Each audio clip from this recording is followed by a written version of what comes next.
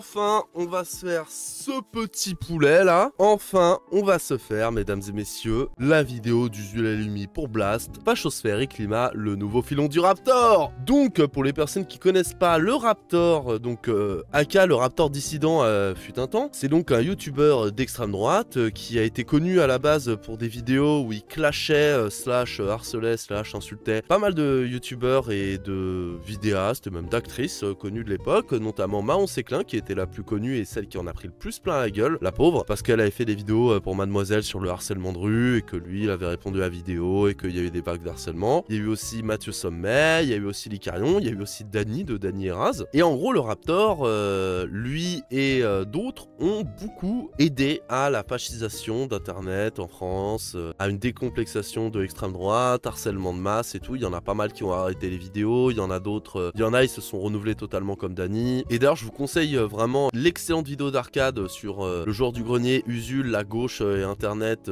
qui en parle très très bien de ce côté vraiment comment les années 2015-2017 ont été déterminantes pour le basculement idéologique d'internet et de la politique en France. Mais bref, donc le Raptor, personnalité très très médiatique, très très craint et aimé par beaucoup de personnes à l'époque. C'est d'ailleurs par le Raptor que beaucoup sont passés à l'extrême droite ou ont connu l'extrême droite et se sont intéressés à la politique tout court, qui s'était fait tout petit pendant pas mal de temps. En tout cas, il faisait ses trucs sur Insta, je crois d'ailleurs, mais sur YouTube plus grand chose. Et là, récemment, il est revenu avec une vidéo claquée au sol sur l'écologie. N'hésitez pas à aller voir le replay de Dany Eraz sur le sujet, comme ça vous donnez pas de vues au Raptor et vous donnez des vues à Dany Eraz et c'est toujours marrant de les voir se foutre de sa gueule. Et donc là, on a le point de vue d'Usul et Lumi et moi je suis très content parce qu'à l'époque, je l'avais pas eu le point de vue d'Usul. Peut-être qu'il en avait parlé, mais en tout cas très très curieux de voir ce que ça a donné. Usul et Lumi versus le Raptor, let's go. Bonjour et bienvenue dans Rhinocéros. Aujourd'hui on va vous parler du retour du Raptor, le youtubeur d'extrême droite qui a marqué toute une génération. On dirait pas un prof comme ça, Usul. J'ai l'impression qu'il fait plus vieux et plus jeune en même temps. Alors c'était un événement dans le petit monde de la fachosphère, mais c'était surtout très intéressant parce qu'il est revenu pour nous parler de climat. Il a fait une vidéo sur le sujet de plus d'1 heure. Alors il a mis une petite chemise, il utilise des graphiques, il utilise une musique grave, des mots compliqués. L'influenceur masculiniste veut maintenant nous démontrer qu'il est capable de s'attaquer à des sujets sérieux, de façon sérieuse. Donc, est-ce qu'il a changé? Si oui, pourquoi? Comment? C'est quoi le but de cette vidéo? Pourquoi s'attaquer à des sujets comme l'écologie, le climat? Ça nous dit quoi de l'époque? Est-ce que c'est une stratégie originale à l'extrême droite? J'avoue que moi, quand j'ai su qu'il revenait pour parler de climat, j'étais en mode mais pourquoi le climat? Tu t'en bats les steaks du climat? Je veux dire, le gars, il est sur le truc classique masculinisme, supplément extrême droite. Pourquoi il veut nous parler de climat? C'est vraiment Hugo Clément inversé quoi. Donc on va commencer par vous parler de la vidéo elle-même, de ce qu'il y a dedans. Et pour ça, je vais céder ma place à la responsable du pôle écologie de chez Blast, Paloma Moritz. Tu fuis parce que t'es un homme soja vasectomisé, moi je pense. Ah oui, c'est ça. Non mais je vais revenir après, vous allez voir, j'ai des trucs à dire sur le Raptor. Du coup Paloma, tu vas nous aider sur ce coup-là parce que dans cette nouvelle vidéo, le Raptor promet d'anéantir l'arnaque climatiste. Alors, nous on veut savoir, est-ce qu'il a bien anéanti l'arnaque climatiste ou est-ce... D'ailleurs, avant d'oublier, ça me fait penser à une vidéo de Thomas Gauthier qu'on avait vu ensemble, dont j'ai fait un best-of sur la chaîne d'ailleurs, n'hésitez pas à aller le voir, et la vidéo tout court, qui parlait des climato-réalistes. Et j'ai l'impression qu'en fait le Raptor, il a beaucoup repris cette vibe-là, c'est des climato-réalistes en mode non, on ne nie pas le climat, l'écologie, tout ça, mais... Tu vois, j'ai l'impression qu'il a rejoint cette vibe-là, peut-être que je me trompe. L'arnaque climatiste. Alors, nous on veut savoir, est-ce qu'il a bien anéanti l'arnaque climatiste ou est-ce que c'est lui l'arnaque? Et oui, j'ai regardé les 1h12 de vidéo, ce qui est déjà pas le cas de tout le monde. Ah ouais, ça devait être chiant quand même. On va dire que c'était laborieux. Alors oui, le Raptor a choisi de mettre les petits plats dans les grands. Fini les montages dégueux et la voix saturée. En 2024, monsieur nous parle assis derrière un bureau, la lumière est tamisée et le ton relativement posé. Ça, on peut pas lui enlever que à ce niveau-là, c'était propre. Hein. Clairement, le level de la forme a pas mal augmenté. Après, c'est dommage que le fond soit toujours aussi catastrophique. Alors, se serait-il assagi? Écoute, sur la forme peut-être, mais sur le fond pas vraiment. On vous laisse découvrir l'introduction de sa vidéo. Nous allons tous mourir. La planète est finito. Il faut vite donner tout notre argent, nos droits et nos libertés fondamentales pour que nos gouvernements empêchent la Terre de littéralement bouillir. Greta Thunberg est surdouée et pas du tout une marionnette clownesque du World Economic Forum et des COP annuelles du climat inutiles qui saturent les tarmacs de jets privés full CO2, mais eux, ils ont le droit, t'inquiète, parce qu'ils font partie de la solution. Sans déconner, même pas 30 secondes de sa vidéo, ça m'a fatigué. Mais moi, en fait, ces gens-là, ça me dérangerait pas qu'ils existent, tu vois, les Raptors et compagnie. Si jamais ils étaient juste dans leur coin, tu sais, les fous du bus, alcoolos du village, des casse-couilles, collègues casse-couilles, tu vois, je m'en battrais les steaks. Le problème, c'est qu'ils ont une parole sur Internet et qu'il y a des gens qui les écoutent et qui les prennent au sérieux. Moi, c'est ça qui me tue. Et là, je vois déjà le commentaire d'extrême droite dans les commentaires en mode « Tiens, que toi te prennes au sérieux, sale gauchiste. Tu n'as que 2 arguments, tu es nul, tu as du vernis. Ah non, merde, c'était avant. Eh ben, tu es moche. Oh là là, tu es moche. » Change rien, les gars, vous me donnez plus de visibilité avec vos commentaires, ça fait plaisir. Pendant plus d'1 heure donc, c'est à grand renfort de graphiques et de mots fluo que l'influenceur Mascu va enchaîner les fausses informations pour nous expliquer que les modèles climatiques ne sont pas fiables, que le groupe d'experts intergouvernemental sur l'évolution du climat serait un ramassis de manipulateurs, et pour remettre en cause l'importance de la responsabilité humaine dans le réchauffement climatique. Si on résume, l'idée c'est que tout ça, c'est une vaste arnaque. Une nouvelle religion même. Bah oui, l'écologie c'est une vaste arnaque et une religion. C'est vraiment ça qui restreint le plus nos libertés, tu vois, vraiment. Moi j'étais con avant, je pensais que c'était le fascisme, le capitalisme qui nous aliène. Mais non, non, non, c'est trier ses déchets. Mais en plus, en ce moment, sur le climat, il y a un paradoxe par rapport à il y a quelques années. Presque plus personne ne remet en question le changement climatique, mais en même temps, on n'en parle presque plus. On en parle, mais on en parle comme on parlait du conflit israélo-palestinien avant le 7 octobre. Genre, c'est en fond, quoi. Bah, c'est le truc de, oui bon, ça existe, on sait. Vas-y, pas besoin d'en parler plus que ça. On en parle, mais ça a moins ce truc choquant que ça avait à l'époque, ouais. Si on résume, l'idée, c'est que tout ça, c'est une vaste arnaque. Une nouvelle religion même. Un truc pour nous manipuler, alors qu'en fait, il n'y a vraiment pas de quoi s'inquiéter. Et le Raptor, il est là pour démonter cette arnaque, avec ses petits bras musclés et la force de sa logique implacable. Ouais, damn la team... Ah merde, non, c'est pas le bon. Le guerrier de la libération, la plus puissante des armes, la vérité, est de retour. Mais il veut quoi, lui? Il a cru que c'était Luffy. Mais c'est tellement l'inverse d'un Luffy, ce gars. Oh là là. J'adore à quel point il y a des gens, ils utilisent des symboles qu'ils ont pas compris. Tu sais, c'est comme Thaïs Descuffon qui est en mode oulala, prenez la pilule rouge. T'as vraiment vu Matrix? Est-ce que tu es au courant que Matrix, ça a été créé par 2 queers et 2 trans? Toi, t'es censé être contre. Alors, reprends pas les symboles, tu sais, c'est comme American History X, les gens qui reprennent Edward Norton. Bref, ils sont cons, les CSC. Pour vous délivrer de l'emprise du Tsukiyomi infini climatique. Il va nous faire quoi après? Pour libérer le Bankai de votre intégrité et de vos valeurs, notez dans votre Death Note personnel le nom des personnes qui vous emmerdent. Réunissez les 7 Dragon Ball de la motivation pour accomplir vos objectifs. Oh, j'ai envie de tous les faire. Oh là là. Il y a des petites références geeks, on sent quand même qu'il essaye encore de parler à son ancien public. Par contre, la musique, c'est l'angoisse, hein, c'est la même tout le temps. Pour vous convaincre que ce qu'il appelle le climatisme n'est qu'une supercherie faite pour vous effrayer, il choisit lui-même de vous plonger dans une atmosphère particulièrement anxiogène. Le climat, c'est devenu, comme bon nombre de sujets avant lui, un thème inattaquable. Et la musique is the new musique de Requiem for a Dream pour les vidéos complotistes. Oui, par l'arme des cartes de crédit, vous allez pouvoir gagner le duel de la... Ridicule. Par la terreur, vous n'avez aujourd'hui d'autre choix que de souscrire à cette nouvelle religion qui vous a désigné, vous, comme coupable, mais qui, dans sa bonne grâce, vous propose une voie vers la rédemption. Déviez d'1 millimètre de la doctrine, et vous subirez insultes, censure et destruction personnelle comme économique. Le résultat? Des esclaves éco-anxieux, réclamant eux-mêmes leur chaîne. Des zombies lobotomisés rendus hystériques, qui défendront avec hargne leur propre source de malheur qui a pris la place spirituelle à laquelle l'être humain aspirait finalement naturellement.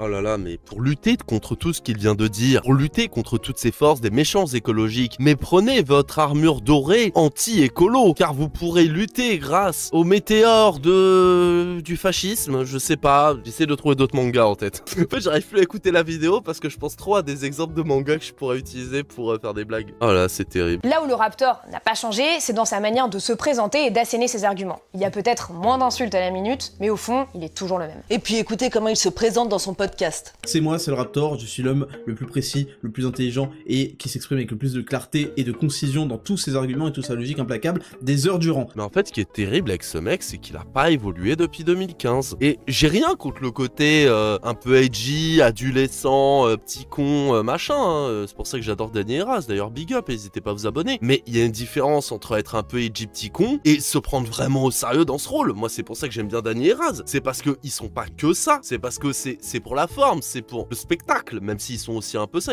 c'est vraiment ce qu'ils sont aussi. Mais il n'y a pas que ça. Lui, il croit vraiment en ces conneries à fond. C'est terrible. Lui, il va vous dire la vérité. Et oui, parce qu'on vous manipule, mais lui, il va vous libérer.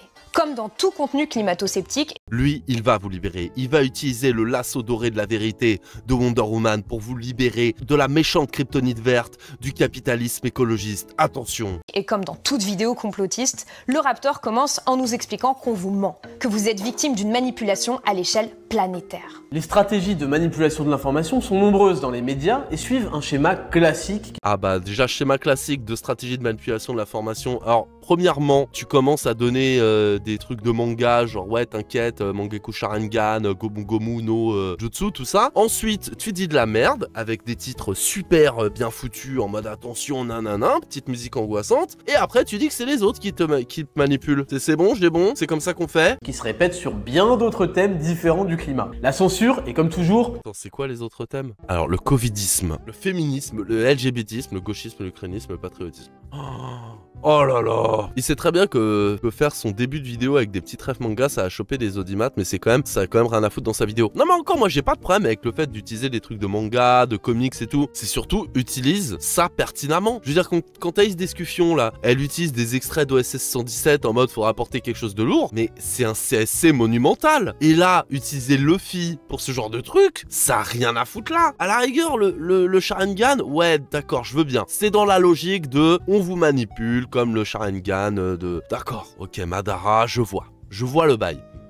Mais Luffy? La censure est comme toujours un pilier majeur qui repose sur un jeu pervers d'intérêts croisés d'acteurs de différentes catégories. Un jeu pervers d'intérêts croisés d'acteurs de différentes catégories. Ah, il a fait des progrès, hein. Ah, ça fait sérieux, ça fait intellectuel. Ah mais de ouf, ça, c'est vraiment en mode je dis les trucs de telle manière à ce qu'on prenne au sérieux. Mais en fait, ouais, le Raptor, il fait du Dany et du Dany Caligula avec Doxa et du Usul 3615, mais en 2024, donc 10 ans plus tard. En mode faire une forme pseudo-intelligente, soit parce qu'on n'assume pas qui on est, soit parce qu'on sait très bien qu'on n'a pas les compétences intellectuelles, ça c'est pour le Raptor. Il met plus de forme pour pallier le manque de fond, c'est tout. Parce que si jamais il disait ce qu'il disait de façon simple, on se rendrait compte que c'est claqué au sol ce qu'il fait. Ce genre de formule, ça peut impressionner un peu son public, mais ça peut aussi le dérouter. Ceci dit, le Raptor n'a pas oublié ce qui l'a rendu célèbre dans les cours de collège de tout le pays, ses tacles. L'influenceur masculiniste s'en prend bien sûr à ses cibles habituelles, les gauchistes et les féministes, accusés, bien entendu, d'hypocrisie. C'est lourd ça les gens, hein. C'est lourd. On est hypocrite à ce qui est. Hypocrisie no jutsu. Les influenceurs clownesques,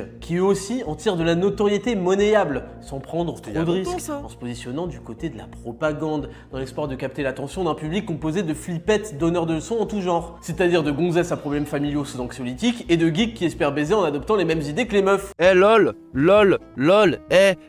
il a tapé sur la gauche avec une punchline en disant que les geeks qui sont des BDG, eh ben en fait, ils baiseront jamais, lol.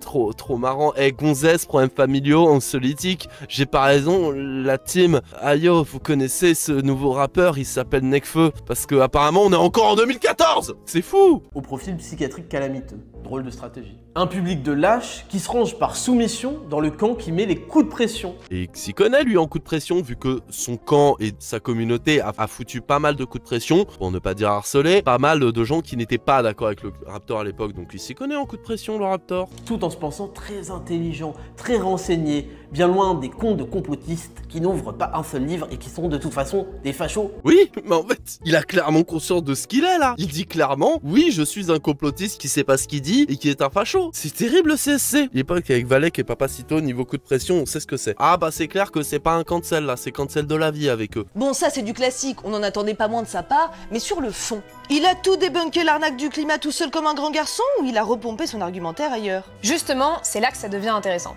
La principale source de sa vidéo, c'est le livre Climat, la part d'incertitude ou Unsettled de Stephen Koonin, sorti en 2021. Best-seller, vendu à plus de 200 000 exemplaires aux États-Unis et plus de 15 000 en France. Stephen Koonin, c'est tout simplement la star internationale de la communauté climato-sceptique. Et surprise, il n'est pas du tout climatologue, mais physicien, et n'a jamais publié le moindre papier scientifique. Oh bah tiens, c'est bizarre ça, c'est un peu comme si en France, l'Académie française n'était pas composée de linguistes ou de littéraires, etc., mais de gens qui ont rien à foutre là, genre des diplômés en maths et des trucs comme ça. T'imagines, ce serait quand même super con. Et ça qui me fait marrer, c'est que ce genre de livre est pris au sérieux alors que le mec, il a aucune expertise là-dedans. C'est pas son domaine, mais vas-y, à Skip on l'écoute, parce que... Par contre, quand il y a plein d'économistes, de climatologues, de gens gens sérieux qui ont reçu des prix Nobel et tout, qui disent non mais le programme le plus pertinent et le plus réaliste au niveau du climat et de l'économie, c'est la FI. Par contre là non, c'est pas valide. C'est un truc de fou. La vidéo de Linguistic AI sont parfaites pour rire de l'académie. Ah mais on se sait dégainer évidemment que c'était la petite rêve. Regardez la vidéo de Linguistic AI sur l'académie, on la fera peut-être un jour en live, mais elle est super longue. Donc si on la fait, on fait que ça, mais vraiment un poulet. Ce bouquin, il ne le cite pas dans la vidéo, et pourtant presque tout vient de là. On peut le voir assez facilement. Tout simplement parce que la plupart des données qu'il utilise datent d'avant 2015. Et c'est logique, puisque le livre de Kounin s'appuie sur le 5e rapport du GIEC, qui est sorti en 2014. Le Raptor a jugé inutile de mettre sa logique implacable et sa force de travail colossale au service d'un simple boulot de réactualisation qui nous aurait pourtant montré qu'il n'était pas qu'un bête répétiteur de l'auteur américain. Elles sont en train de dire que le mec, il a pris un bouquin de 2014 et qu'il a juste fait CTRL-C, CTRL-V. C'est moi ça qui me tue, c'est que le mec fait ça, assume même pas, et ça marche. Ça marche, les gens se posent pas de questions. Après, tu me diras, le Raptor, c'est pas pareil parce que le gars, il était là à une certaine époque, donc il a une certaine notoriété de base, et la façon dont il fait son truc en mode assez bien produit, etc. Ça peut happer certaines personnes, mais quand même. Et pourtant, il dit avoir mis 4 mois à faire cette vidéo. Il aurait pu prendre ce temps. Après, peut-être qu'il a mis des années à lire le livre, on sait pas. En tout cas, en 2021, le GIEC a sorti un nouveau rapport. Il aurait pu se pencher dessus. D'autant plus que le 6e rapport du GIEC est très clair, à l'inverse de toute la vidéo du Raptor. Le mec connaît pas le principe d'actualisation des données. Mais oui, non, mais ça explique pourquoi il fait encore ses vidéos comme si on était en 2016. Franchement, c'est logique du coup. Ça se trouve, le gars, on sait pas, il était en coma entre 2016 et aujourd'hui. Il est sorti du coma, personne ne l'a prévenu qu'on est en 2024. Et il fait ses vidéos à l'ancienne, comme si de rien n'était. Ça se trouve, hein, on sait pas. Le GIEC est très clair, à l'inverse de toute la vidéo du Raptor. Le changement climatique représente une menace grandissante pour le bien-être de tous les êtres humains et la santé de la planète. Tout retard dans la mise en place d'une action préventive d'atténuation et d'adaptation à l'échelle internationale nous ferait perdre la très petite fenêtre d'opportunité qu'il nous reste pour assurer un futur soutenable et vivable pour tous. En clair, sans un changement rapide et une action immédiate et ambitieuse, il nous deviendra impossible de nous adapter aux impacts du dérèglement climatique. Eh ben on est dans la merde, on est totalement dans la merde avec les logiques capitalistes qu'on a en ce moment. Ah bah on a beau dire que ça va bientôt arriver, mais est-ce que ça change quelque chose? C'est pour ça que il faut arrêter de mettre des politiciens de droite et qui veulent de la croissance constante peut-être au bout d'un moment au pouvoir. Le Raptor, comme Kounin, ne nie pas l'existence du réchauffement climatique. Il relativise son ampleur, sa gravité, l'influence humaine. Il sème le doute, le tout pour justifier l'inaction. Si ce n'est pas si grave, alors pourquoi agir? Pourquoi remettre en question notre modèle actuel? D'ailleurs, voilà ce que disait le maître à penser du Raptor sur Sud Radio il y a quelques mois. You have to realize first that we've got time. Mais déjà cette logique capitaliste de non mais on a le temps donc ça va, on peut ne rien faire, continuer à polluer comme ça. Mais même si tu sais qu'on a un peu de temps, imaginons que c'est vrai, on pourrait pas profiter de ce temps pour bien faire les choses, comme ça on n'a pas à les faire en catastrophe et à tout changer du jour au lendemain, parce qu'on n'est pas obligé de passer de la société actuelle à bouffer des insectes. On peut peut-être faire un entre-deux, tu vois, si c'est encore temps. Mais non, parce que ça vous ferait perdre 2 points au CAC 40. Alors le but là de notre émission, ce n'est pas de faire du debunk. Les arguments de Kounin ont déjà été débunkés 1000 fois, vous pourrez trouver ça très facilement. Et si vous voulez creuser tous ces sujets, vous pouvez aussi regarder mes vidéos sur Blast. Et puis, est-ce que c'est pas prendre le Raptor un petit peu trop au sérieux que de se lancer dans un debunk exhaustif de toutes ses vidéos? Et puis vous voyez bien qu'il se fout de la gueule du monde, il attend qu'une chose, c'est que vous vous énerviez, c'est que vous perdiez votre temps à débunker point par point sa vidéo que vous prendriez au sérieux, alors que lui, il a juste recopié un truc, quoi. Et d'ailleurs, c'est peut-être ça qu'il attend, qu'on le prenne au sérieux, qu'on le prenne enfin au sérieux. Et mine de rien, pour ça, la vidéo a plutôt marché. L'heure de blabla du Raptor a suscité beaucoup de réactions. Des tonnes d'articles de presse, des vidéos de debunk. Il a donc pu expliquer chez Idriss Aberkan qu'il avait bel et bien été victime de cette secte qu'il a dénoncée dans sa vidéo. Waouh, mais il sait pas s'habiller quand même. Hein. C'est moche la façon dont il a habillé le Raptor là. C'est terrible. C'est toujours ça qui est compliqué avec certaines personnes, c'est qu'est-ce que tu fais? Est-ce que tu laisses parler au risque que la personne, elle sorte, elle prenne de l'ampleur et elle devienne de plus en plus grosse? Ou est-ce que vaut mieux essayer de la tuer dans l'œuf, mais d'un côté, du coup, tu lui donnes de l'importance et de la visibilité. C'est toujours compliqué. Alors attendez, juste avant qu'on écoute, j'aimerais bien qu'on s'arrête sur ce look. C'est quand même assez rigolo, ces petites bretelles pour quelqu'un qui traite tout le monde de clown. Merci Lumi. Je me disais ça depuis tout à l'heure. Il sait pas s'habiller ce gars, et je dis pas que je sais bien m'habiller, mais au moins c'est mon style, tu vois, je fais ce que je veux. On casse les couilles avec mon style dans les commentaires, j'en ai rien à foutre. Je m'habille comme je veux en vrai. Mais lui aussi, hein, il fait ce qu'il veut, tu vois. Mais c'est juste, waouh, pour un mec qui veut autant se faire prendre au sérieux en mode je me donne de l'importance, d'importance puisque j'en ai. Désolé, mais il a pas le meilleur style du monde, hein. Le look de gentil premier élève, c'est vrai que c'est spécial. Non mais en plus, moi je suis sûr que dans sa tête, ça faisait plus mafieux, film noir des années 30 plutôt que gentil élève. Mais oui, avec ses oreilles et avec sa coupe beaucoup trop propre, ça fait gentil élève. Après, force à lui pour ses oreilles, hein, tu vois, il a rien demandé, évidemment. Mais le tout ensemble, ça fait gentil élève plutôt que le mafiosio qui pensait être. Je t'avoue que moi-même j'ai été surpris. Ça fait bientôt 10 ans que je suis sur YouTube. J'en ai fait des vidéos clivantes, polémiques, ce que tu veux. J'ai eu des harcèlements, j'ai eu des réactions et tout. Mais c'est vrai que pour ce coup-ci, j'ai jamais vu autant de violence, tu vois, de méchanceté. En fait, il y a vraiment le côté sectaire que je dénonce dans la vidéo, qu'ils n'ont pas vu. Non mais alors déjà, tu t'y connais assez bien en harcèlement, c'est vrai, hein, puisque tu parles du harcèlement que t'as subi, mais d'un côté, le harcèlement que tu as fait sur les gens, ça non, ça va, c'est en option, on n'en parle pas trop. Et la secte, mais ça qui est horrible avec les complotistes, c'est juste que ils vont dire un truc, une grosse dinguerie, genre la Terre est plate. Si on leur dit qu'ils ont tort, ils vont dire regardez, l'agenzia, intellectuello, machin, et se ligue contre moi. Pile tu gagnes, face super. Et là, c'est marrant parce qu'Idriss Aberkane, on sent qu'il adhère pas forcément à tout l'argumentaire. Il a une formation scientifique un peu plus poussée que celle du Raptor, et il doit savoir que c'est quand même largement du bullshit cette vidéo. Moi j'ai vu la vidéo en entier, écoute, elle est tout à fait pertinente, elle a clairement sa place dans le débat. Bien entendu, il y a 2-3 punchlines, alors les gens peuvent dire que c'est excessif, mais bon, c'est le YouTube game. Aberkane, le multi-expert au CV stéroïdé, essaie de mettre en valeur son invité en présentant sa vidéo comme une contribution intéressante au débat, en qualifiant même son auteur de journaliste citoyen. Mais on sent que c'est bien davantage le fond idéologique de la vidéo du Raptor qui l'intéresse. Il a vraiment fait le truc de la Chine avec le chapeau chinois là. Lui, qui depuis quelques années surfe sur le succès des discours anti-woke et la défense du modèle familial traditionnel. Une critique du progressisme occidental très présente dans la rhétorique des milieux pro-russes, mais qui s'accorde ici à merveille avec les obsessions habituelles du Raptor. Les bons pères de famille ne seraient pas compétents en écologie. On nous a vendu, notamment en Occident, une espèce de caricature, d'image d'Épinal de l'écologiste qui devrait être vasectomisé et, si possible, un homme soja. Ouais, tu sais, l'homme déconstruit. Ouais, non, mais faut savoir hein, que tous les progressistes, on nous a tous coupé les couilles. Tout.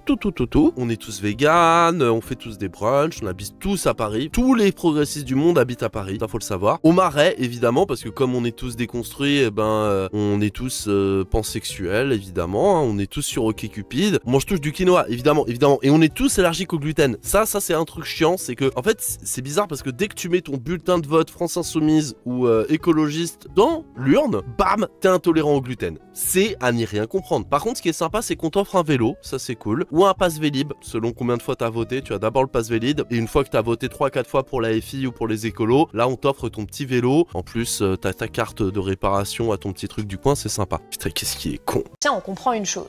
Pour le Raptor, l'écologie, c'est un prétexte. Et la question climatique est traitée par-dessus la jambe, parce qu'en fait, ce n'est pas ça, le vrai sujet. D'ailleurs, ça n'est pas un sujet, ça ne devrait pas être un sujet. Rassurez-vous, tout va bien. L'écologie est un prétexte, pour s'en prendre aux cibles habituelles de l'extrême droite. Finalement, le Raptor fait du Raptor, rien de nouveau sous le soleil. Mais comme d'hab, avec l'extrême droite en règle générale, hein, j'en ai parlé tout à l'heure, avec les jeux vidéo, le Gamergate, les paniques morales sur les personnages femmes et racisés, LGBT, etc. dans les films et séries, qui ont permis d'être des chevals de Troie pour que l'extrême droite investisse ces milieux geeks, etc. Tu vois, c'est exactement la même chose là, sauf que en plus c'est sur un fond l'écologie, tu passes vraiment pour un con quand tu remets en doute l'écologie, quand t'es pas états-unien, je veux dire. Bah merci Paloma. Et pouf, je suis relâ parce qu'on va parler du Raptor un peu. Oui, enfin Usul qui va parler du Raptor. Alors c'était très cool hein, Paloma, big up à elle et tout, mais le mois de 2014 veut entendre Usul parler du Raptor. Je sais pas pour vous hein, mais je sais pas pour les gens qui ont mon âge, qui ont la trentaine, 25-35 ans si vous êtes comme moi, mais Usul parler du Raptor, c'est un peu comme pour la génération JDG de Sonic et Mario qui font un jeu vidéo en commun, tu vois. T'attendais ça depuis longtemps, t'aurais trop aimé, tu vois. Donc là, ça y est, c'est notre moment, les gens. Usul va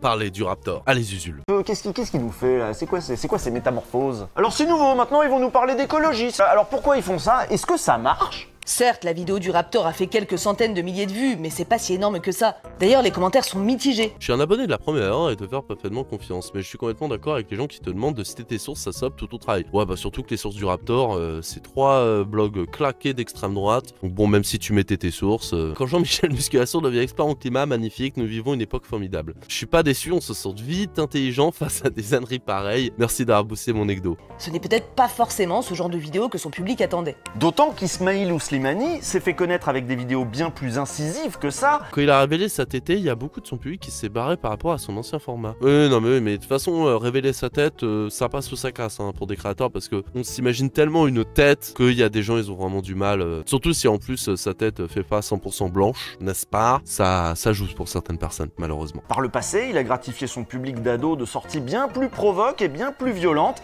comme dans cette vidéo où il s'en prend aux antiracistes. Force de répéter raciste, facho à tort à travers, bah ça donne ça à des putains d'imbéciles qui recrachent tout et n'importe quoi sans comprendre un foutu mot de ce qu'ils racontent. Et quand on leur demande de justifier leur réponse, c'est-à-dire le truc de base qu'on t'apprend à faire à l'école pour avoir un peu plus qu'un demi-point sur 20, et bah ça commence à bégayer à parler chinois. Il s'en est également pris aux féministes. Bah tu te rends compte au bout de 2 minutes de conversation avec elle qu'elles sont ultra pète couilles, et si t'es un homme normalement constitué, ton instinct primitif va être soit de gentiment lui dire d'aller se faire foutre, soit de punir son insolence en lui ébouriffant d'une claque humiliante ses cheveux mal coiffés. Oh là, ça m'a pas manqué de revoir du Raptor, je sais pas pour vous, mais attention, je ne cautionne pas cette solution. Filtre anticipation de l'ADN activé. Ouais, tu le mets tellement en petit et le reste de ton discours est tellement haineux, frérot, que ben évidemment que les gens vont te prendre au sérieux. Désolé, hein, mais oh là, le pire, moi ce qui me fait mal en fait en revoyant ces extraits du Raptor, c'est même pas les extraits en lui-même, parce que ça, à la rigueur, c'est des trucs de connards d'extrême droite qui, vas-y, veut se faire un billet sur le dos de son public de 15 ans. C'est ridicule, mais vas-y. Moi, ce qui m'énerve, c'est que ça continue aujourd'hui. C'est qu'il y a des gens qui sont encore dans cette logique-là de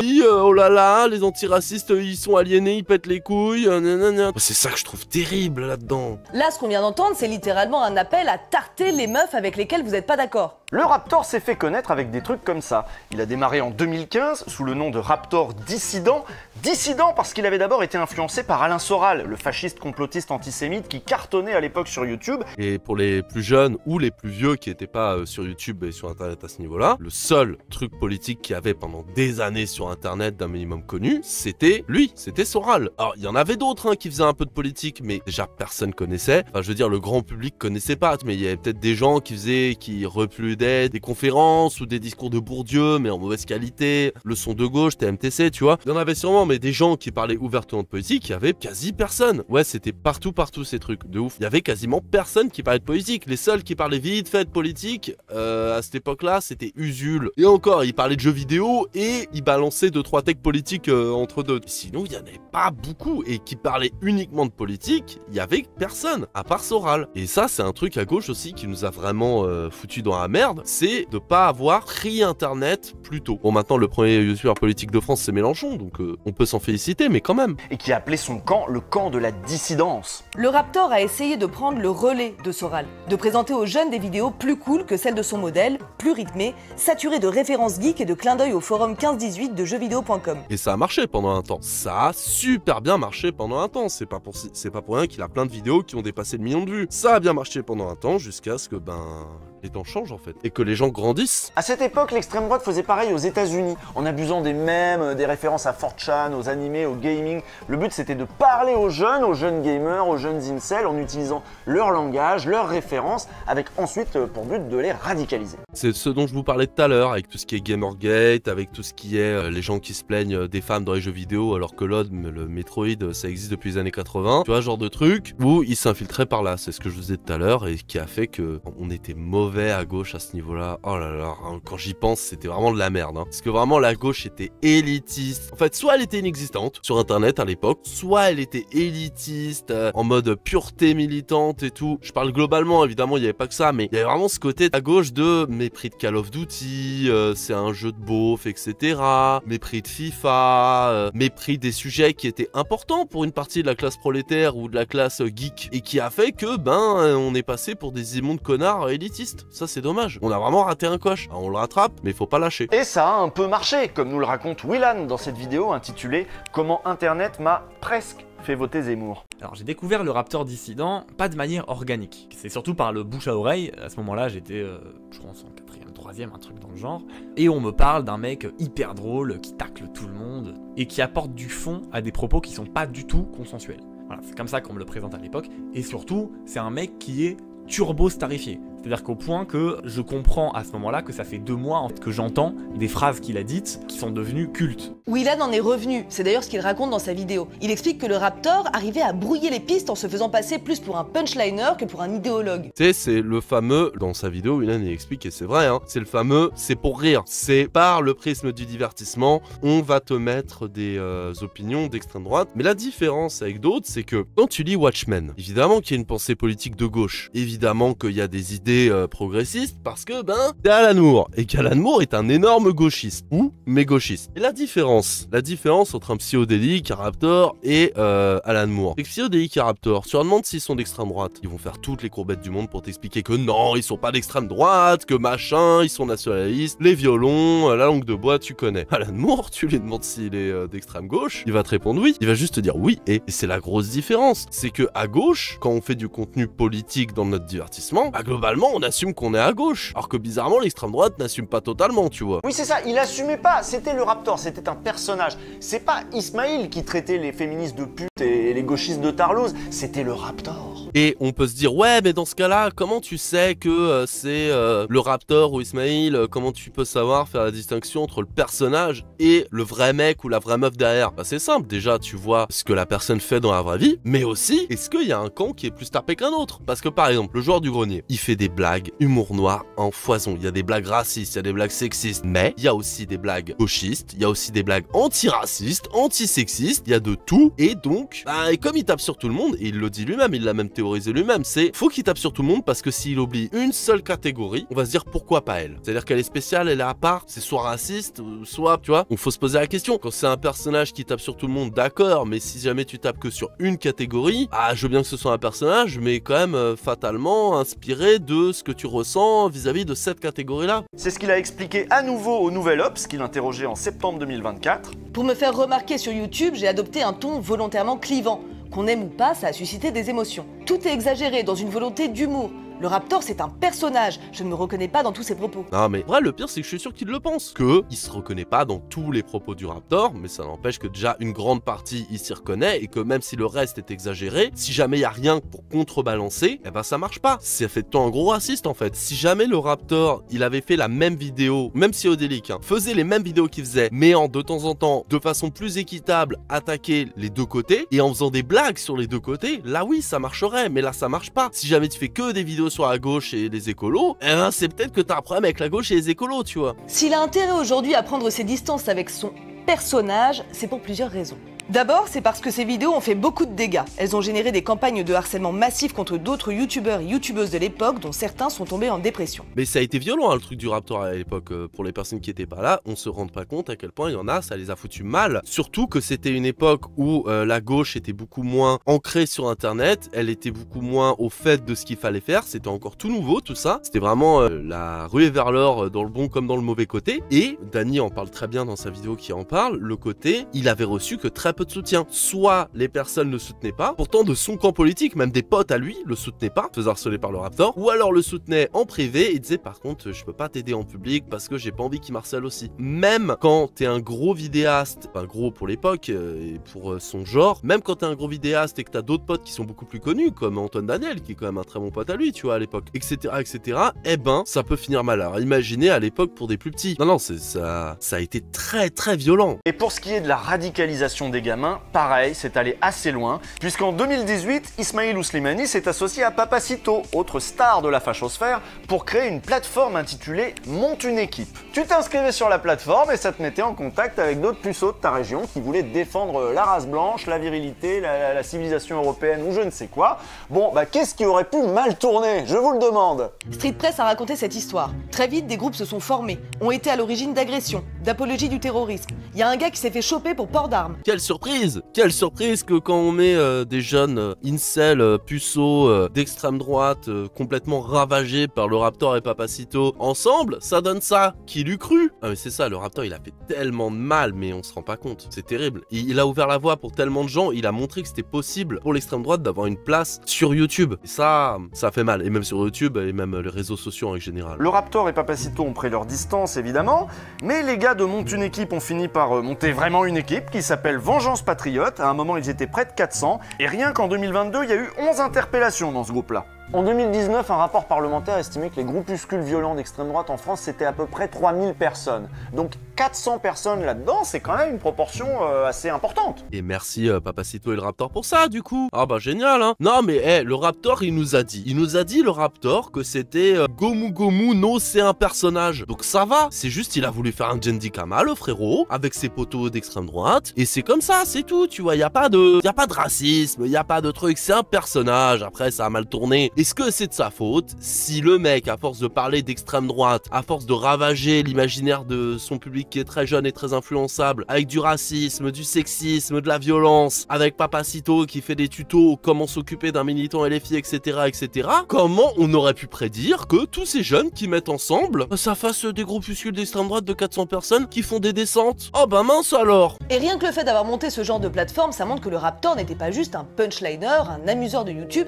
il avait un projet politique. Le Raptor et Papacito savent qu'ils ont eu de l'influence, et encore aujourd'hui, ils en sont plutôt fiers. Tu vois, c'est la preuve que, avec les discours qu'on a eus dans les 2 dernières années, on a eu une influence réelle et extrêmement positive. Moi, je m'en félicite. Évidemment. C'est une vraie fierté. Les messages que je reçois et que tu reçois aussi, ils donnent du baume au cœur. Ils sont inspirants et ça montre qu'il y a des choses qui progressent énormément. Et là, vous avez entendu, il parle des 2 dernières années. C'est des années durant lesquelles, pourtant, ils se sont un peu calmés. Hein. Et oui, parce qu'évidemment, ils se sont attirés des ennuis judiciaires et puis des ennuis avec les plateformes. Hugo Gil Jiménez, alias Papacito, s'est fait fermer sa chaîne YouTube et a dû se reconvertir dans le podcast audio.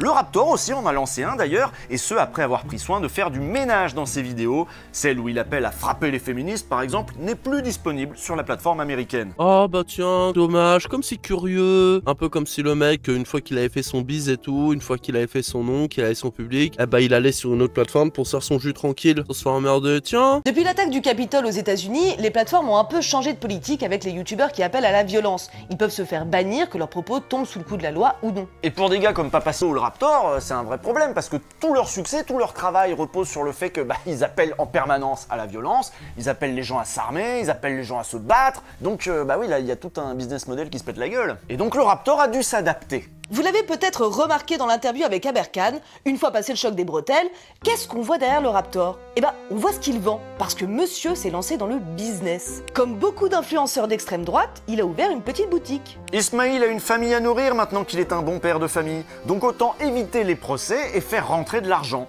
Il l'avait annoncé en grande pompe sur sa chaîne principale en 2022, il a maintenant sa propre gamme de compléments alimentaires. Oh là là, mais dis donc, qui est surpris? Oh là là, mais que je suis surpris. La surprenance, dis donc. Le Raptor essaye d'entuber son public avec des compléments alimentaires. D'ailleurs, je pense que si vous avez vu YouTube Bureau de Mathieu Sommet, je pense que l'épisode sur les compléments alimentaires, c'était pour le Raptor, pas pour Thibaut InShape. À l'époque, je pensais que c'était pour Thibaut, mais en fait, je pense que c'était pour le Raptor. Maintenant, comme pas mal d'autres influenceurs facho lifestyle, le Raptor a peut-être un peu moins de public, par contre, il a des clients. Et oui, c'est une autre manière d'envisager le métier, très proche en fait de celle de n'importe quel influenceur qui va alterner produits dérivés, dropshipping, partenariat. En fait, il est en train de dire que c'est un mec de télé-réalité là. Ce qui est pas faux, hein, d'une certaine manière. Moi, franchement, ça va plutôt bien au Raptor, ce truc. Mais en fait, le gars, il a fait la théorie de l'entonnoir. C'est-à-dire offre d'appel qui donne envie de regarder les vidéos de Bat, fidélisation, petit à petit, et après, bam, t'achètes sa merde. Classique. Et malheureusement, ça marche. Classique, quoi. Alors, dans cette optique, est-ce que faire une vidéo un peu chiante sur le climat plutôt que d'insulter les gauchistes, c'est pas plus malin finalement? Moins d'emmerde. Est-ce que c'est pas une excellente manière de changer un peu d'image au moment où le Raptor essaie de se vendre comme un influenceur business et qu'il est d'ailleurs très bien accueilli par les cercles de crypto-bros et autres influenceurs libertariens? Et d'ailleurs, on le voit de plus en plus, même pas que le Raptor, il y a de plus en plus de mecs qui font ça. Pense aux gars de la meute là, qui font des vidéos, je sais plus, mais très YouTube de base, et qui là se lancent dans le business, je sais pas quoi. Il y en a de plus en plus qui essayent de changer de business model, aller dans l'entrepreneuriat, style Marketing Mania, tu vois. Ils essayent plus d'aller dans ces trucs là, mais version Wish. Quoi qu'on pense de Marketing Mania, c'est beaucoup plus carré que ces mecs là, tu vois. Quoi les conseils, toi, que tu donnerais à des gens qui veulent se lancer sur YouTube pour avoir du succès? Soit d'extrême droite. Être raciste, homophobe. Il a tellement pas de charisme, le Raptor. À chaque côté d'Oussama Hamar, il a l'air ridicule. Il a zéro charisme, zéro flow, c'est terrible. On vous racontait comment l'argent des grandes compagnies américaines avait abondé des fondations, des instituts bidons un peu partout dans le monde. Il s'agissait de financer des études pro-business, de former des influenceurs, des personnalités médiatiques qui allaient faire la tournée des plateaux pour défendre les entreprises, hurler contre toute forme de taxes, critiquer l'État et réclamer toujours plus de dérégulation au nom de la libre entreprise. Eh ben écoutez comment il parle le Raptor aujourd'hui, et écoutez de quoi il nous parle. Mais il y a une grande part de la droite française qui en réalité est très socialiste, très communiste, parce qu'en fait c'est une part de gens qui sont très passifs. Il arrive pas à jouer son personnage quand il a une cam devant le Raptor. Non mais c'est ça.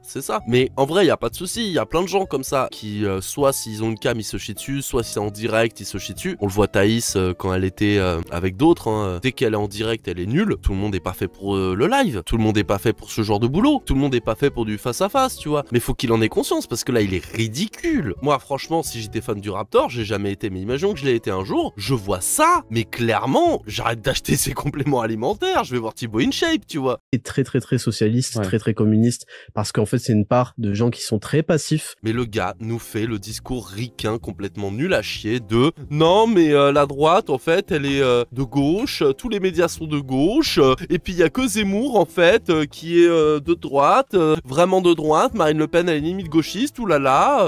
Et qui veulent certainement pas voir des gens s'élever. Tu vois, ils ont pas le bon mindset. Et lui-même, il a changé de mindset, parce qu'avant, il nous parlait des mêmes thèmes que Zemmour. Aujourd'hui, c'est les thèmes de Agnès Molinier-Verdier, là, je sais pas quoi. Celui qui se présentait comme un rebelle, comme un dissident même, est aujourd'hui devenu le répétiteur mécanique des discours issus des lobbies patronaux, allant même jusqu'à recopier le bouquin d'un climato-sceptique quand il s'est retrouvé en panne d'inspiration. C'est triste un peu, quel downfall. J'avais pas remarqué jusqu'à maintenant, parce que c'est que le deuxième épisode, mais à côté d'Usul, il y a un téléphone. J'avais pas remarqué au premier épisode qu'il a mis un téléphone à côté d'Usul et pas à côté de Lumi. Alors, c'est peut-être ma théorie du couple à moi, mais je pense pas. Mais si c'est à côté d'Usul, c'est pour faire un petit clin d'œil au 3615, non? En vrai, ça se tient ce que je dis. Le fait que le téléphone soit à côté d'Usul et pas à côté de Lumi, soit c'est fait exprès et ça me paraît logique, soit c'est pas fait exprès et c'est un bon coup de bol parce que ça marche bien du coup, le petit clin d'œil sans le dire. Non? T'avais pas vu non plus? On est d'accord, Degenaï, maintenant que je le dis, c'est évident. J'avais pas fait gaffe. Mais on va revenir sur ce bouquin d'ailleurs. Vous allez voir, c'est intéressant. Oui, on va faire revenir Paloma. Alors, c'est qui l'auteur du bouquin qui a tant inspiré le Raptor? Est-ce qu'il a des liens avec les sphères libertariennes, avec les sphères genre le réseau Atlas, des trucs comme ça? Alors on l'a dit, c'est Stephen Koonin, il est physicien, et quelque chose qu'on peut déjà noter, c'est qu'en France, il est édité par L'Artilleur, donc une maison d'édition qui publie absolument tous les climato-sceptiques, des livres aussi très confusionnistes sur le Covid, mais aussi des livres révisionnistes. Du coup, des super bons potes au mec qui a fait le Puy du Fou. De Villiers est méga pote avec ces gens-là, j'en suis persuadé. Mais en tout cas, on voit l'ambiance, hein, on voit l'ambiance des sources du Raptor, hein, on sait de quoi il parle. Clairement, il a pris les meilleurs pour prendre la crème de l'explication. Et surtout, en fait, Stephen Koonin, c'est l'ancien directeur scientifique de British Petroleum, donc l'une des plus grandes compagnies pétrolières au monde que vous connaissez sûrement sous le nom de BP. Donc attends, ça veut dire que l'un des membres de l'une des plus grandes compagnies pétrolières du monde a fait un bouquin pour dire que le climat, en fait, tout va bien et qu'il n'y a pas besoin d'écologie. Non, mais il doit être de bonne foi, il y a vraiment zéro conflit d'intérêt là-dedans, c'est pas possible. Il va pas mentir, ce serait un peu comme si une nutritionniste Kellogg's avait dit que le petit déjeuner était le repas le plus important de la journée, tu vois, c'est des pros quand même. Oh, vous voyez le mal partout.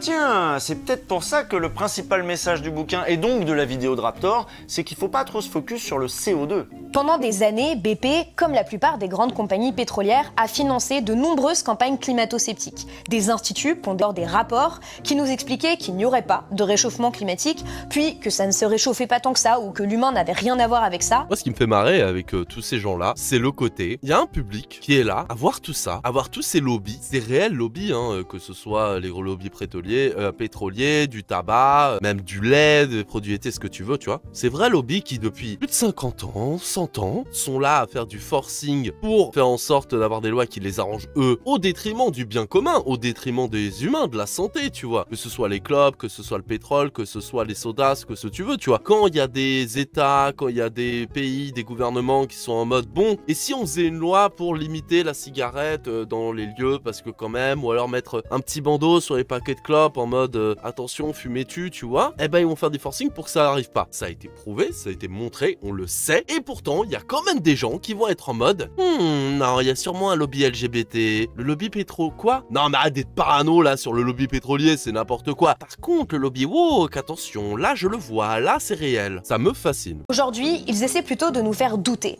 Est-ce qu'on peut vraiment faire quelque chose pour ralentir le réchauffement climatique? Est-ce que c'est si grave que ça? Est-ce que la technologie ne peut pas nous sauver? Si ça se trouve, c'est déjà foutu. Si ça se trouve, toute la communauté scientifique fait fausse route. Si ça se trouve, ils nous mentent, ils nous manipulent, tous ces scientifiques, tous ces médias, tous ces bobos écolos, toutes ces féministes qui servent à rien. Voilà, c'est exactement ce que va répéter le Raptor. Mais c'est vrai que c'est plus logique de se dire que les féministes, les bobos, les écolos, etc. manipulent les gens plutôt que, je sais pas, les plus gros patrons d'entreprise, les chaînes de télé, les gens qui ont un intérêt pécunier à faire en sorte qu'on continue à fumer des clopes, à boire des sodas et à dépenser tout notre argent, etc., etc. Non, c'est vrai que c'est plus logique que ce soit les féministes qui veulent l'égalité. Non, je trouve ça logique en vrai. Ça me bute aussi le retournement absurde en mode le capitalisme fait croire au réchauffement car ça les aide. Écrit par un mec des lobbies pétroliers. Non mais c'est ça, on en est venu à un point où c'est les capitalistes qui font genre ils sont anticapitalistes et le RN fait genre ils sont pas antisémites et ça marche. On est dans une époque de merde. Contrairement à l'idéologie suicidaire portée par les gogos du climat type Extinction Rebellion, qui se prennent des balayettes à force de bloquer les gens qui ont eux un travail sur la 15 direction Cergy-Pontoise, c'est bien l'innovation et la croissance qui ont permis une utilisation 44% plus efficace des ressources entre 1965 et 2019. Innovation et croissance. Vous voyez bien là que le Raptor est en train de défendre l'entreprise. C'est un discours de Macron quoi, innovation et croissance. Je veux bien croire que dans les années 60, 80, même 90, début 2000 à la rigueur, je veux bien qu'on y croit à tout ça, que la technologie allait nous sauver, que peut-être que on n'avait pas besoin de vraiment changer notre mode de vie, notre mode de consommation. Je veux bien l'entendre qu'à l'époque on y croyait à ça. Mais aujourd'hui, ça devient quand même dur à croire. Vous avez vu Wall-E, c'est pas des robots qui vont faire que la Terre elle va aller mieux. Au contraire, c'est parce qu'on produit plus que c'est la merde. Enfin ouais. Donc les multinationales et les industriels fossiles. Et c'est marrant parce que dans sa vidéo, du coup, il se sert de la haine qu'il a cultivée dans son public pendant des années, la haine contre les progressistes, pour finalement défendre les capitalistes.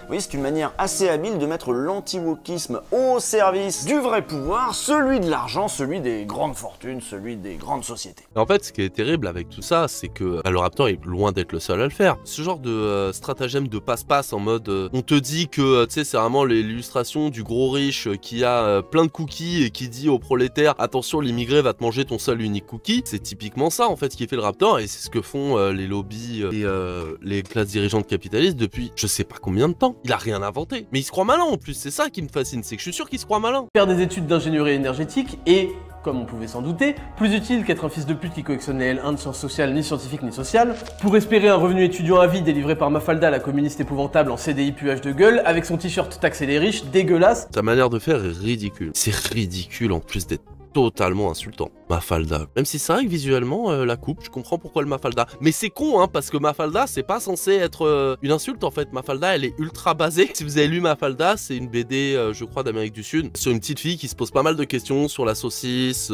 sur le monde qui l'entoure et tout, et c'est ultra basé, Mafalda. Donc c'est un compliment. Ce discours, il est aujourd'hui assez répandu à l'extrême droite et chez les complotistes. C'est ce que l'historien Jean-Baptiste Fressoz appelle le carbofascisme, l'alliance entre les intérêts de l'extrême droite et les intérêts des industriels fossiles. Toute l'extrême droite n'est pas tombée là-dedans, mais ça devient une tendance lourde. Et le Raptor n'est pas le seul influenceur à nous servir ce complotisme bas du front. Véritablement, je me Bim Tatiana.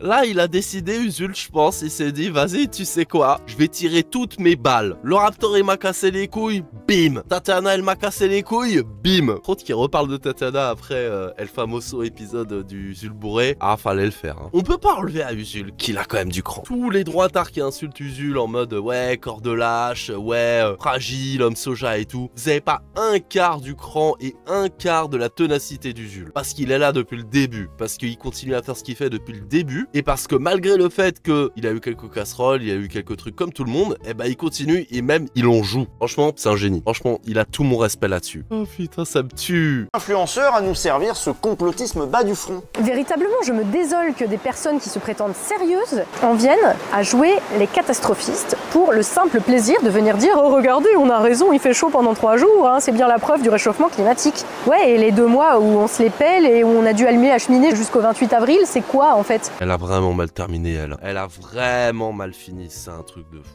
Oh là là, c'est presque triste. C'est presque triste si ça en était pas si drôle en fait. Oh là là, mais ces arguments pétés. Non, mais moi, je suis de gauche. C'est justement pour ça que j'ai pas appelé à voter pour la gauche au premier tour. Et qu'au deuxième tour, eh ben, j'ai appelé à voter RN. Ah, si on dit ça, on est climato-sceptiques? Ça les rend quoi alors eux? Des climato-hystériques? Le climat, c'est aussi la nouvelle marotte des anciens anti-vax qui avaient fini par lasser leur public avec leurs histoires de Covid. Un nouveau moyen d'exister en fait. Une clique et de faire des thunes. C'est ce qu'a démontré le chercheur David Chavalarias et son équipe qui ont étudié plus de 200 000 comptes Twitter et ont montré comment, depuis l'été 2022, la désinformation sur le climat s'est intensifiée. Sans surprise, la communauté climato-sceptique sur Twitter est composée majoritairement de comptes ayant participé à de nombreuses campagnes de contestation anti-système, anti-vax pendant la pandémie. Et que ce soit dans l'entretien avec Aberkan ou dans sa longue vidéo là sur le climat, le Raptor fait souvent référence à cette culture-là, on voit que ça l'a travaillé. Nous, les moutons, on a été effrayés par le Covid et regardez, ils nous effrayent pareil avec le climat, alors qu'on est des vrais bonhommes, on ne devrait pas avoir peur d'un réchauffement de 4 degrés de la planète. Non mais c'est complètement con leur truc, parce que le climat, déjà, on en parlait avant le Covid, est pathétique. Je sais même pas quoi dire tellement c'est con leur délire. Et ça fait bizarre de s'entendre traiter de mouton par quelqu'un qui a parlé comme Soral quand Soral était à la mode, qui a suivi les antivax quand les discours antivax faisaient du clic, et qui répète les discours de l'industrie fossile maintenant que les libertariens font des podcasts. Bref, comme tous les influenceurs d'extrême droite, le Raptor continue de faire ce qu'il fait de mieux, à savoir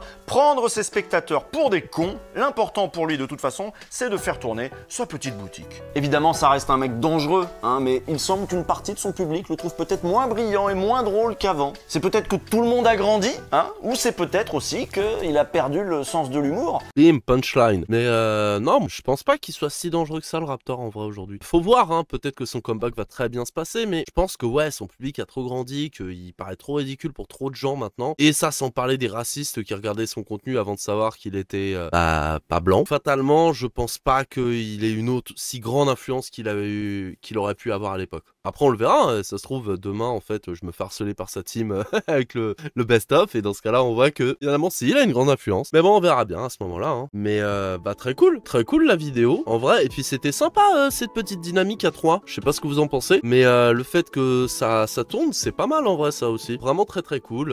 Ça fait plaisir de voir Usul parler du Raptor même si bon on aurait voulu un petit peu plus je pense hein, le côté qui reparle un peu plus de l'époque, tout ça. Mais bon c'était vraiment très bien. Non bah à voir si le Raptor il va continuer à avoir de l'expérience, de l'influence ou si tout simplement bah il va finir par désintéresser la majeure partie des gens parce qu'il a pas évolué. À voir. Je sais pas ce que vous en pensez vous. En tout cas pas besoin de se poser la question de savoir si le Raptor est de droite ou de gauche parce que ben ça semble évident. Tout va bien.